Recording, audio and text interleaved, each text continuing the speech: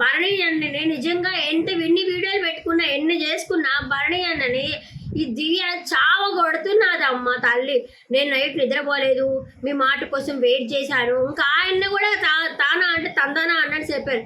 నేను నిద్రపోయలేదు, నేను అలాగే చూస్తున్నాను అంటే నాకు ఆ మూవీ గుర్తొచ్చింది.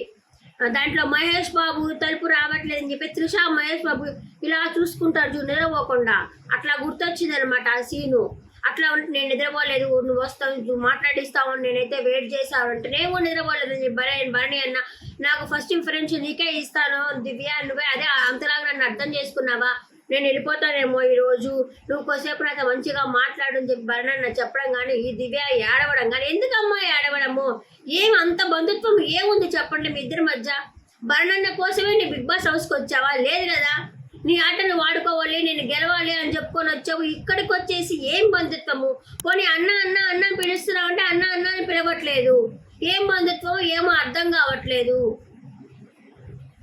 ఆయన తన ఆట తను ఆడుకొని మీ ఇద్దరి మధ్య మా ప్రాణి నలిగిపోతున్నాడు. అసలు నీకు చెప్పాలా తనుజకు చెప్పాలా, నీకు చెప్పాలా తనుజకు చెప్పాలా నలిగిపోతున్నాడు. ఆ పిల్ల దూరంగా ఉంటానని చెప్పింది కానీ మొన్న ఆ ట్రైన్ దగ్గర కూడా నానా అని చెప్పనింది. ఆ అమ్మాయి దూరంగా ఉంటున్నానంటుంది, మళ్ళీ దగ్గర అవుతా ఉంది.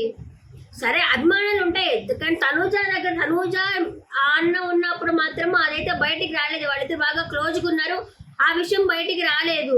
నాన్న కూతురు అనుకుంటా. ఎప్పుడు దివ్య వచ్చిందో అప్పుడు ఆట మొత్తం చెడిపోయింది. మళ్ళీ బడన్న మళ్ళీ పోయి మళ్ళీ వచ్చి మళ్ళీ గట్టిగా చెప్పలేకపోతున్నాడు. నా ఆట నన్ను ఆడుకోనివ్వండి, నాకు కొంచెం స్పేస్ ఇవ్వండి, నా ఆట నేను ఆడుకోవాలా, నా దివ్యతో చెప్తే ఎంతసేపు చెప్పొచ్చు కదా, అంత సేఫ్ ఆడాల్సిన అవసరమే ఉంది బడన్న. ఈమెయితే చావు కొట్టి చెవులు మోస్తా ఉంది ఈమెయితే.